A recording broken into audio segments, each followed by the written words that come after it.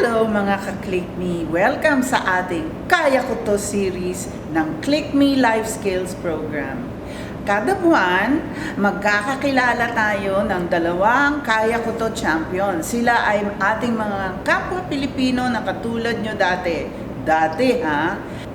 Mga pinanganak na mahirap, humarap sa mga napakaraming pagsubok, muntik na sumuko yung iba, but wait, hindi sumuko.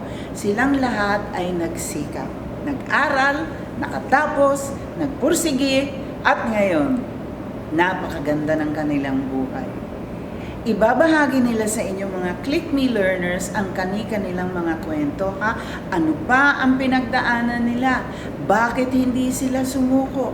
Paano sila nakapagpursige at nakatapos? At importante, ano na sila ngayon? Ang bawat isa sa Kaya Ko To champion natin ay naniwala sa kanilang mga sarili. Kaya ko to, sabi nila. Kaya ko to, parang cheer yan. Zumba, zumba, kaya ko to, kaya ko to. Yun, dapat ganon ang attitude. Ano man ang sitwasyon mo ngayon sa buhay, ano man ang dahilan, bakit kayo hindi nakatapos ng pag-aaral, abay, nakaraan na yun, kalimutan na yun, nasa likod na yun. Ang importante yung ngayon. Ngayon kayo nag-sign up na sa Click Me at sinimulan na ninyo ang pagbabago sa inyong buhay.